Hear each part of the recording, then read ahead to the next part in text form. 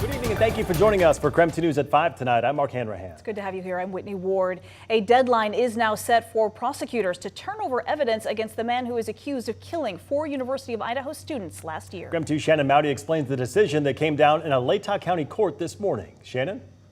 Now, this all revolves around a huge piece of the case, investigative genetic genealogy, which the state says was used to develop the first leads that pointed to suspect Bryan Kohberger.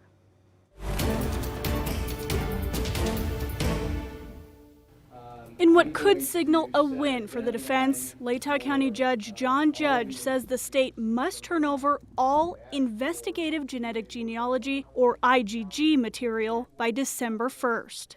I'm asking to look at all this because I can't make informed decisions if I don't. The judge wants to review it all privately to determine what to turn over to Bryan Kohberger's defense team. In an October 25th order, he ruled they showed at least some of that material is essential to building a case. Citing filings from prosecutors, the judge says the FBI used a DNA profile found on a knife sheath at the scene, uploaded it to public genetic databases, and used social media, birth and death certificates, and other public info to build a family tree, which later led to Kohberger. The defense has asked for all the info on how investigators did this testing. But I think that there's missing information from the Othram profile that we have.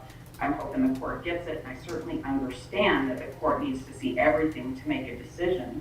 My hope is that everything includes communication so that you can follow the path of what happened. The state has argued the FBI didn't directly compare DNA from the sheath to Kohberger's DNA, and the genetic genealogy testing won't come up at trial. Prosecutor Bill Thompson voiced concern the defense has false assumptions. There are items that she thinks ought to be there that do not exist. But I don't think that the lawyers ought to get into this guessing game of what should and shouldn't be there, particularly since it is our position defense has a fundamental misunderstanding of the difference between SNP profiles and traditional DNA comparisons and how that process works. We are not trying to mislead the court. We have been absolutely clear, and we've relied on Department of Justice policy in our expectations. Thompson says he's already notified the FBI it needs to turn over everything it has. Let's start where we know we have things, and then we can go from there. But Thompson warned it could take a month to get the FBI documents, as a request has to go through the bureaucracy of the Department of Justice.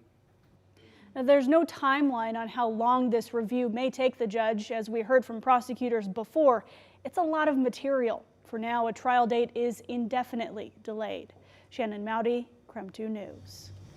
All right, Shannon, thank you very much. And the other big story that we are tracking at this hour, the forecast with our chief meteorologist, Jeremy Lagoon. All right, Jeremy, what else can you tell us about this mild and wet weather making its way through our region? Mark, I can tell you get a break tomorrow. How's that sound? I'll take it. Yeah, any way you can. Hey, you want to go ride bikes because it won't be raining? Cool. The answer's always yes. Yeah, we're riding bikes. All right, anyway, it is stopped, or it has stopped for now, unless you get up into the higher elevations of the mountains. Mid-40s as we currently speak. But overall, it looks like things are starting to calm down. A couple of stray showers, we do expect those after a frontal boundary moves through. We're still seeing some of those mainly up high in elevation, a little moisture moving through Sandpoint, a little moisture just off to the north of Deer Park, Newport. You might get a little bit of that, but overall, expect things to calm down this evening. Tomorrow, we'll wake up to a little bit of patchy fog to start the day, and then it's a mix of clouds and sun all day long before our next round of rain moves in. That arrived Saturday early in the day and just continues through most of the afternoon, eventually tapering off in the evening. All in all, it doesn't look too terribly bad. A little bit of morning fog to start the day tomorrow. I do think you might catch a peak of sunshine or two. Saturday, temperatures in the 50s, and Sunday it looks like on and off showers. But overall, look at those overnight lows. We're far from the 20s we saw to start the week. All right, Jeremy, thank you very much. We'll check back in with you later in the broadcast. A lot of questions tonight after a Spirit Lake woman was found dead in her apartment following a police shooting. Police responded to a mental health call just after 6 last night. It was near 41st and Jefferson. Deputies say a police officer fired their weapon on arrival. It's still unclear, though, if she was shot. Then there was a SWAT standoff that forced nearby apartments to evacuate. Just this afternoon, deputies say the woman was found dead in her apartment a short time later. It's still under investigation, though, exactly how she died. Meanwhile, one man was arrested after police say he shot at them in Lewiston early this morning. Just before 2 a.m., Lewiston police tried to pull over a car for a traffic stop, but officers say the driver refused to stop and sped toward Powers Avenue. That's when police say the driver shot at the officers. Additional law enforcement was then called in, and when the car stopped, they say the driver was taken into custody. The suspect was injured, but police are not yet releasing any details about how he got hurt. And our Boomtown coverage continues tonight as we look at Spokane's growing homeless crisis and the impact it is having at one Spokane intersection. Police increased patrols near 2nd and Division, but the pastor of Redemption Church says crime and drug use is still out of control. He says it forced his congregation to put that church up for sale. I don't know how that problem is ever going to be fixed, certainly not with money being thrown at it. We're dealing with a moral crisis as well. Not only the drug selling, the availability. Just right here a couple of weeks ago, I found out what the going rate of fentanyl was because it was being sold, and it was being sold for $3 a pill, which is very cheap, and they can scrounge that up in a moment's notice. Tonight on KREM 2 News at 6, Kyle Simchuk takes a closer look at what churches are dealing with and challenges that Spokane police are up against.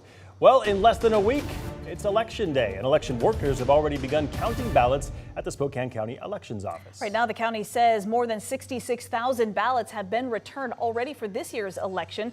But out of those ballots that have been submitted, only about 5% have actually been returned from voters who are 18 to 24 years old. Compare that to almost 38% of those who are 65 and older. Spokane County Auditor Vicki Dalton says no matter what age you are, it is important to vote.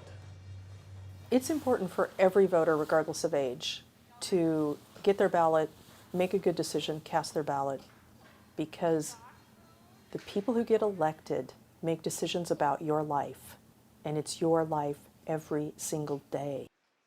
Dalton says because younger people are busier than those who are more retired, most young people might forget even when Election Day is. She says about half of the ballots don't come in until Election Day, but even then, the majority are from those 65 and older.